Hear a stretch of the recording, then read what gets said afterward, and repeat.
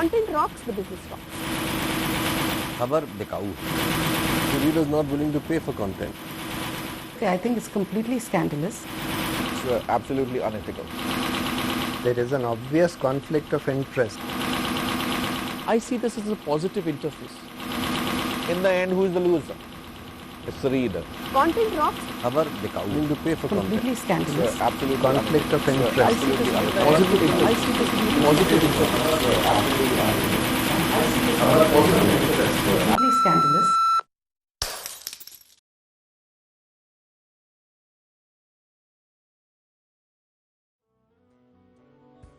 News is an integral part of our lives every day. We live with information every waking hour. The mass media is an important pillar of democracy. The fourth estate is supposed to be a purveyor of facts that help us negotiate our sense of the society and the world we live in. Given the fact that much of the mass media is privately owned, a crucial question arises. Is the commercial character of media organizations all over the world and in India in particular adversely impacting democratic ideals of objective journalism? Basically, commercial considerations were never absent, but never before until the second half of 80s and especially after the 90s, when the two things happened simultaneously. One was this sudden craze for globalization. Cash is all. Money is the ultimate objective. And two, in some of the major Indian newspapers, the new generation of owners took over. One could see what was going to happen, that crass commercial considerations were out to overwhelm journalistic ethics as well as the editor's authority. So the whole concept of information changed. खबर एक product है, खबर बिकाऊ है. और जितने भी ये प्राइवेट चैनल्स हैं, ये अपने, चाहे वो प्रिंट मीडिया का मामला हो, चाहे वो इलेक्ट्रॉनिक मीडिया का मामला हो, कैसे खबर बिके ये ज़्यादा उनको उतावली रहती है.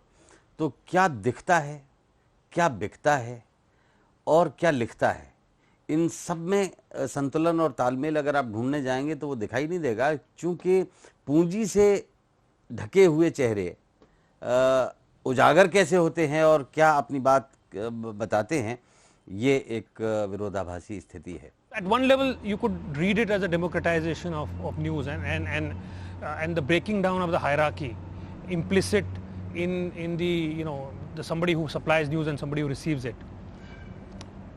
The other way of reading this is the fact that you are in some ways being driven entirely by what the viewer wants, not because you actually hold the viewer or the reader in high esteem, but because that is a measure of commercial success.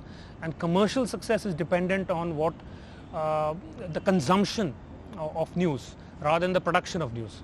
And I think the focus on the consumption of news has meant that increasingly you are trying to second guess what is required and trying to therefore supply.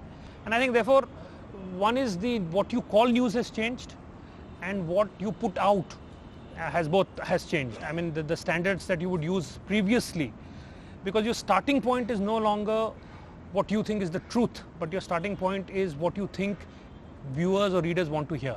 I would say that it forces editorial to constantly innovate, and therefore you would see that the nature of products that we have, the diversity, the production quality of the products we have has only been increasing.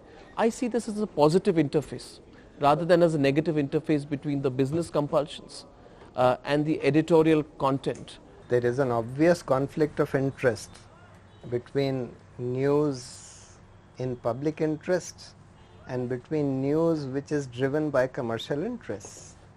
Because if a media organization is driven by commercial interests, that is, that it is driven by a profit motive, and most of their profits are coming from large corporations, etc., then it is obvious that their slant of the news or their projecting of the news will get colored by the commercial interests, by their commercial interests, and by the interests of the advertisers who provide much of their revenue.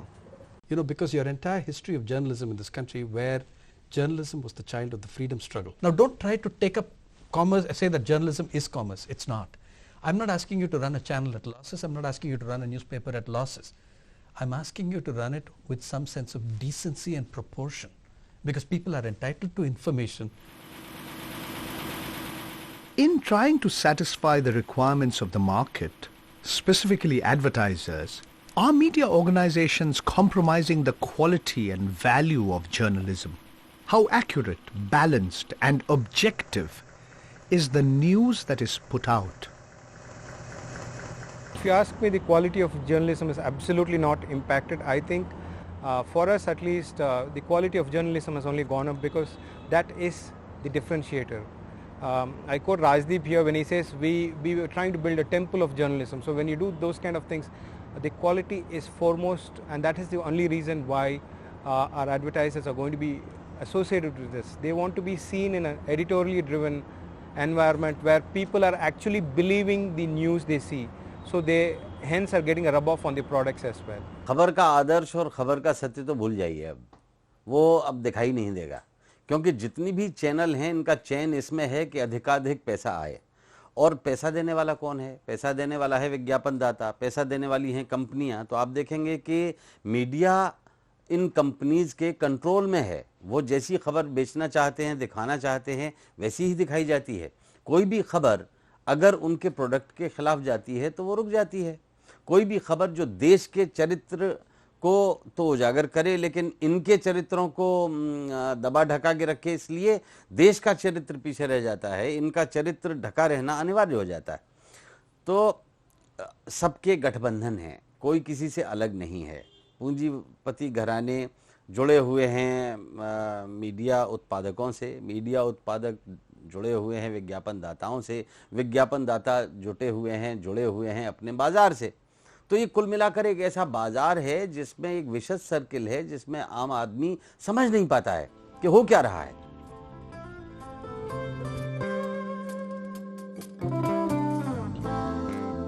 When you asked, is media being compromised? I would say no. Look at some of the mainline newspapers. They're compromised selectively in areas that really hurt. Okay, so for instance, they have decided that people are quite happy with just human interest stories. So like the Americans, we have started, there is some death somewhere, somebody not, getting an answer to an RTI question, or somebody being pushed out of a bus or whatever. I'm not saying these are non-issues. I'm just saying that for a population of 1 billion plus people, do they merit the kind of space they get on front pages of papers? Now, why are they getting it? Not because suddenly everyone's turned into a bleeding heart, but these are okay case stories. People are quite happy about these David and Goliath kind of stuff, where someone spot a government officer. You give them a lot of play on that, take everything else off the front page, politics is gone, business is gone. So an average reader actually thinks that papers have become very bold. They're talking about police corruption. So petty corruption which doesn't hurt anyone, there's no commercial interest, played up enormously. Roads and infrastructure not being okay, it's fine. You're blaming some petty babus somewhere. That is fantastic. Big news, big coverage, huge pictures. But talk about a big corporate house. There's no way they're going to do it. Talk about an influential politician. They're not going to do it. In the last 5 years, how many stories have you read about corporate misgovernance or corruption in corporate companies or holding corporates to accountability? None. And you will hear, you will have sting operations being conducted on government servants, on film stars, on parliamentarians. So suddenly the state, which ought to be put under surveillance, that is the job of the media. But the job of the media is also to put the corporate organizations under scrutiny, which they cannot, because they exist because of the corporate bodies. Now this is the basis of the conflict that we have in the media today. On the one hand, you're dealing with your journalists, dealing with content, dealing with readers, you assert that journalism is a business like any other business. The moment your financial interests are threatened, you say freedom of the press. You can't have it both ways. You can't have your cake and eat it. If it's a business like any other business, then it has to be regulated like any other business. If it's a business like any other business, you have the rights and responsibilities of any other business. You do not have a special dispensation. If the media business is like any other business, the question that arises is whether editorial content should be paid for, ostensibly because news is just like any other commodity. The reader is not willing to pay for content. If you go back to 1978, newspapers probably cost close to a rupee or 50 paise. I think 50 paise. They were about 50 paise. And if you adjust for inflation and you look at what newspapers cost today, they're virtually free. And in any market where if a newspaper is 3 rupees and another newspaper is 2 rupees, you find readers switching. So if you don't value content to the extent that you are willing to make a difference for 1 rupee, and then if the guys who are putting all this out to you, they have their costs, and if now in English newspapers, 90% of revenue comes from the advertiser, you are by definition making newspapers and media outlets more susceptible to pressure from the advertiser.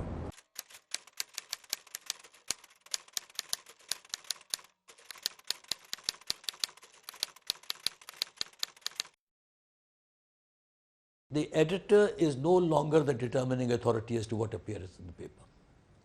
And the role of the advertising and the big money that there is in advertising has become so much. The editorials are not being written, the advertorials are being written. If the content is paid by somebody else, then you cannot have an independent view of yours. You are just, advertising somebody else. Their views are only being floated by you. That should not happen. The media should express their own views. They should take news and on that they may comment. Very freely they can comment. There is only difficulty on that.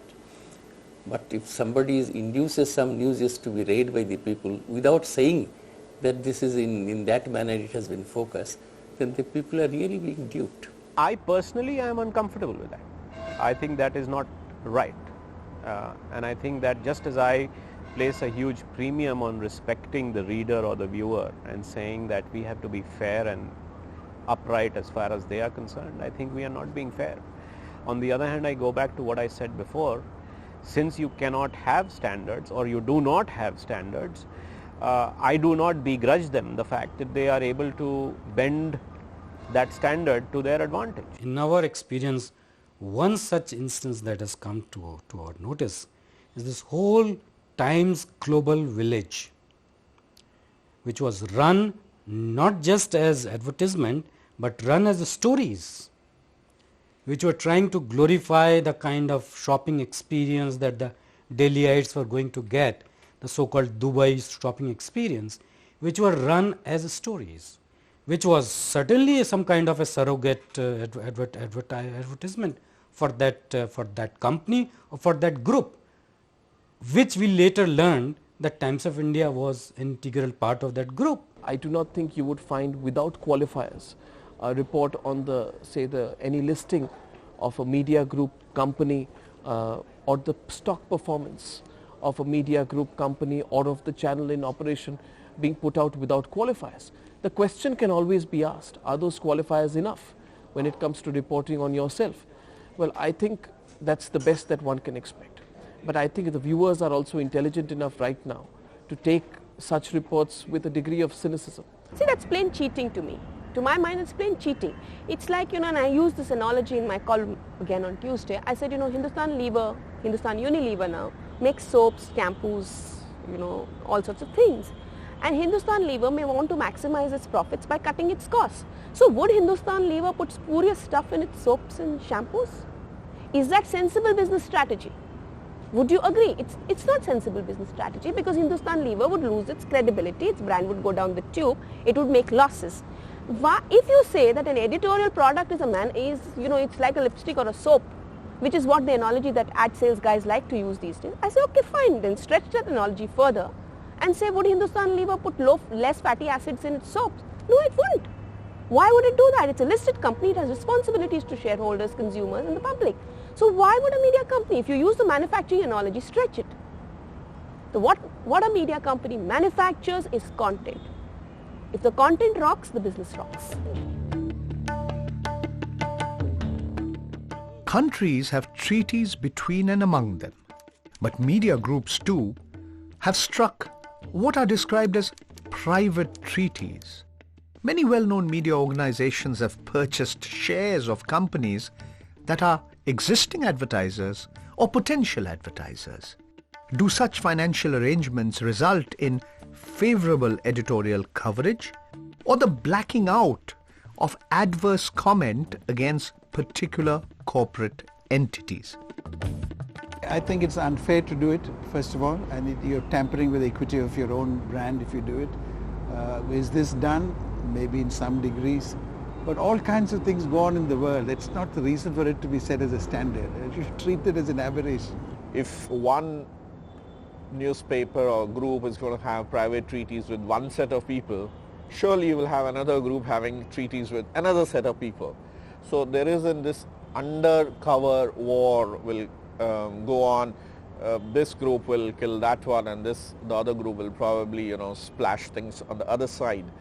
In the end, who is the loser? It's the reader, it's the viewer. Newspaper must be true watchdog of the nation. It must focus everything, and somebody is to be focused, somebody's views is to be silenced. That can never happen. Then it is losing its independence and losing its focus. Absolutely, I think it's completely scandalous, and this is one area where I think, since so much has been written about it, it ought to have been discussed at business associations also, because look at how it works, okay? You buy private equity only when you know that the company is going to go public, okay? So you're buying it at a lower rate. Suppose you bought the shares at 100, you're actually paying 100 when you think it can get listed at 200, okay? And you're anyway getting that back, so for you it's a win-win situation as a media company, because you're making him spend on advertising and you're giving him a 50% discount. So instead of getting listed, when it gets listed at 200, you have a 100% profit. If you don't sell at that time and you hope that it goes to 400, you look at the kind of profits, okay? It's unimaginable. And then the temptations are so enormous. Everyone in a given sector should be your private treaty client by a particular period. Therefore, the chance of reporting objectively or otherwise on that every day, the space that the journalist gets to report shrinks. I'll tell you something even worse than these private financial treaties, which is that number of newspapers are getting paid not in cash but in shares, and especially shares which rise in the stock exchange in companies. And it's not merely that you give favorable publicity, it's also that not merely that you shut out criticism, you can't. And if somebody has invested crores of rupees in you, you can't go to criticize him because there will be repercussions. What is sometimes happening is that there is a deliberate attempt in your market reporting, in your market notes, city notes as you call it, to push up the prices in the stock exchange of the company which invests in you. So it's an altogether comprehensive kind of degeneration. What do journalists do when faced with ethical dilemmas? How do they balance their role as disseminators of factual information while serving as employees of organizations whose primary objective is to maximize profits? How high should the Chinese wall between editorial and advertising departments in media organizations be? I would say that if there is a regular meeting between advertising and editorial, I as an editorial person would know that your advertising people cannot get an ad of a newly launched product only because you are giving them acres of free publicity. And I would temper how much I'm going to write or how I'm going to write it based on that information. So I think a healthy sharing of information, in my opinion, works. I've heard people say that journalists, editors should not talk to the commercial people. I think they should talk, but I think the question is, do you have the reader's interest in heart? To have a public campaign that will make a difference, it was extremely important for us to reach out to media, to really make them understand the information or the cause that we were trying to follow, which being the river Yamuna and its future. One newspaper reporter, she came here, she worked very hard on a story, and the story was how the Ministry of Environment and Forest was prevailed upon by the DDA to provide environmental clearance under undue pressures, including ultimatums served by the DDA on to the ministry. Information that we had got using the right to information. She finalized the story. At 11 o'clock at night she tells me that the story is coming, and the next day there is no story.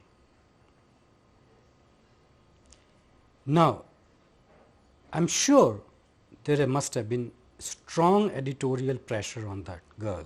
It seems to me it is an absolute nonsense to believe that you can have professional journalism and freedom of the press if the people who are working in the media are subject to poverty wages and insecure conditions of employment.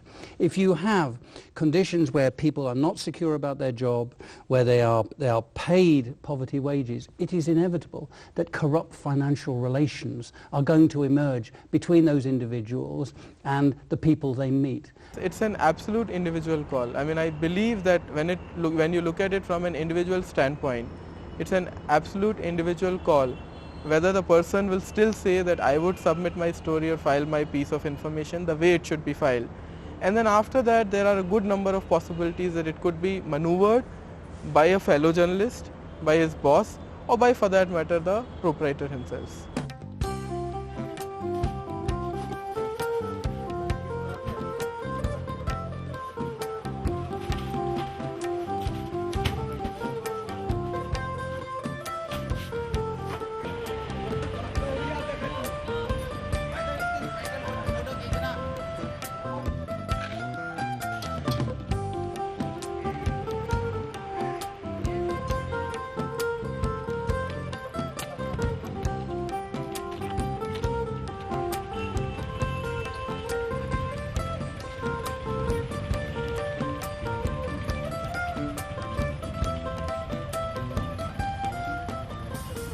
When you're confronted with a situation like this, what do? Do you fight? Now, I find that today in this generation, a lot of people say it's ridiculous to fight. You know, all your promotions are blocked. The chances of you going on some nice foreign trips and everything goes for a toss. And I've actually, when I was in the Times, had a junior who worked with me saying, I don't want to be like you. I don't want to constantly have fights with people in the corporate world. I want to be invited to their parties. So it's a call that people make which have nothing to do with the owners of the group.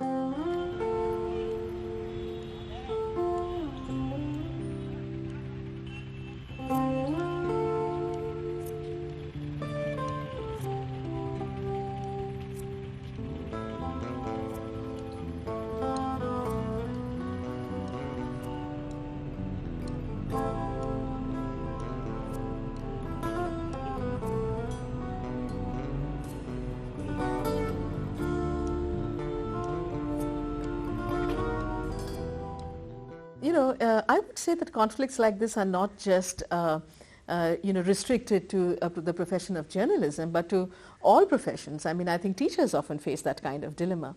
It's not unusual to face that dilemma. It's also how you conduct yourself when you're on the horns of the dilemma that is of consequence. And I think different people will deal with it differently. It's easy for us to say that, oh, these journalists should leave their jobs. I mean, no, these are employment opportunities. And many of them try their best even, when they are in those organizations to fight. I think that it's really beyond, individuals will make a difference, and they always have and they always will. But I think that there has to be a structural change. There is no doubt that private financial arrangements between media organizations and advertisers have the potential of compromising editorial integrity. The public has the right to demand information that is truthful, fair, objective, and balanced. But whether media organizations will adhere to such lofty ideals is a different question altogether.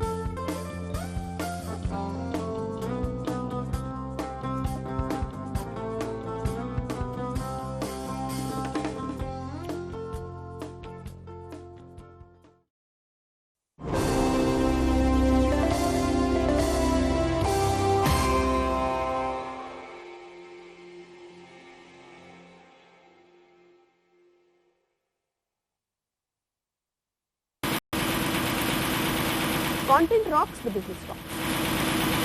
खबर बिकाऊ है. The reader is not willing to pay for content. Okay, I think it's completely scandalous. It's absolutely unethical. There is an obvious conflict of interest. I see this as a positive interface. In the end, who is the loser? It's the reader. Content rocks. खबर बिकाऊ. Willing to pay for Completely content. scandalous. It's absolutely Conflict of interest. I see this as a positive interface.